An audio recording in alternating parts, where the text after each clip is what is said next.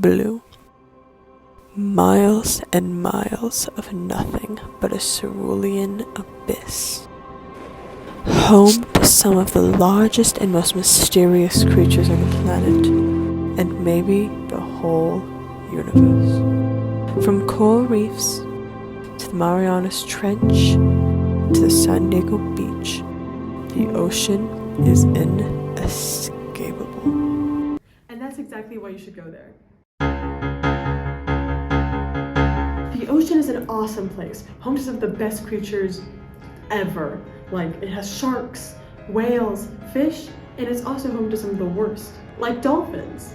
It has plenty of space, character, beautiful animals, and most of all, water.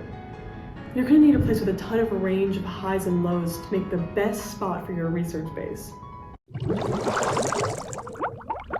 Just west of the USA, there's an ocean. Mostly tropical in climate and with only 3 seasons, the Pacific Ocean is begging to be explored by people like you. Full of mystery and unknowns. The ocean is one of the least explored areas on the whole Earth, with the Pacific Ocean being specifically mysterious. It also just is generally superior for all other biomes. Worried about messes? The ocean is 100% water, meaning no dirty shoes from exploring a place like the savannas. As well as there's no need to worry about bad smells due to the fact that you can't smell water. With an average water temperature of 39 degrees Fahrenheit, the ocean also works perfectly to wake you up in the morning. Better than a cold shower, arguably. Biomes are characterized by the animals living inside of them. The ocean is the best. Look at these fish. They are in love. Name another biome with hopelessly romantic fish in them. I'll wait. Or fish that look like bunnies. Or fish with poisonous spines. Poisonous spines. And most of all, the ocean has a hidden feature that I guarantee you will love. Like freaky stuff, bam, goblin shark. Like adorable blobby stuff, bam, blobfish. Want a new animal to worship and obsess over to become your new personality? Bam, angelfish. The ocean can do it all. Good morning, citizens of the Pacific Ocean. I'm your host, Shelly Sheldon, here with today's population report. Last month, we watched as the food sources for the spotted eagle ray began to diminish, and they began to be seen a lot less as well.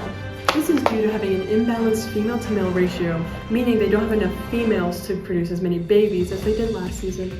Now that it's rising, if we look over here, we can see that the bay scallop population is heavily increasing due to having less predators, and the threat of the spotted eagle ray diminishing. If we look over here, we can see that both the zooplankton population and the pink shrimp population have both risen too as a result of the diminished spotted eagle ray population. If we look at tomorrow's population forecast, we can see that as the pink shrimp population rises, so does the tuna fish population and the sea turtle population, especially with the zooplankton population rise.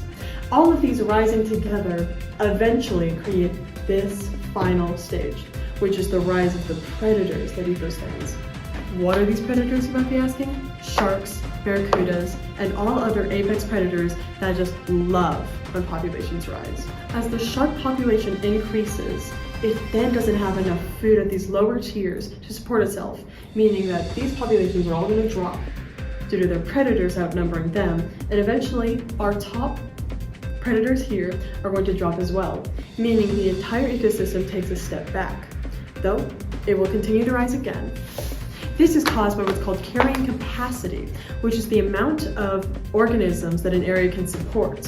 When a population exceeds its carrying capacity, its limiting factors will then bring it back down to that, usually a step beneath it. If we look here, we can see some limiting factors for the spotted eagle ray. All of these cause the population to change. And that's today's forecast.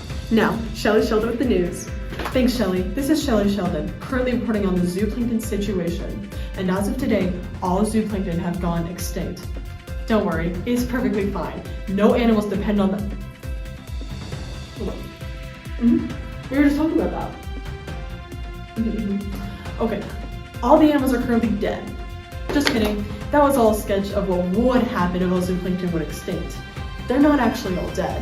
However, it shows how important a single species can be to an ecosystem. You see, zooplankton acts as the backbone for an ecosystem due to them being producer. But what exactly is a producer? This here is what is called the energy pyramid, showing the different levels and how energy is distributed through them. We can separate them into 4 levels. Level 0 is for producers. They get their energy from the sun and have around 10,000 calories of energy from photosynthesis. Because they're usually, if not always, plants, they can make their own food. Level 1 is for producers, or primary consumers. They eat the producers, meaning this level is primarily made up of herbivores, especially smaller ones.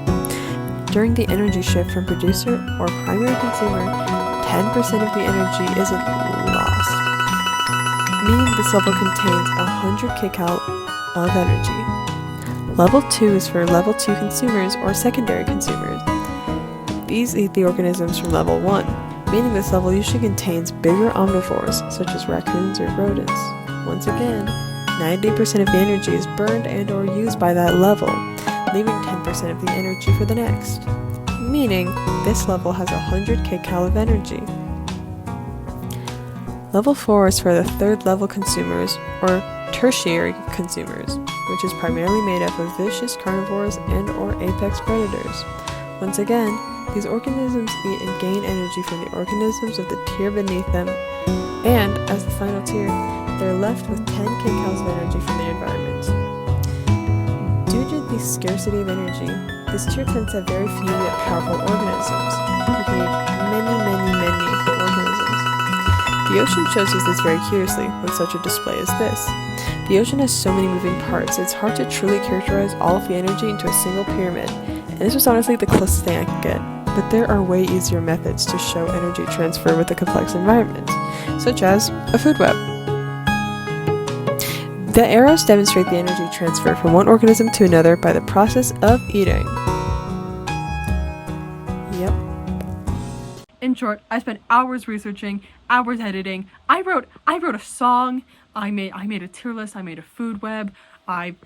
This video was originally 16 minutes, and if you're my science teacher, you have the full 16 minutes of film footage that I had to edit, which was originally 40. If this hasn't convinced you to put your research base in the ocean, I don't know what you possibly want from me. I don't know what could possibly convince you, so I hope you use your better judgment and you know where to put it.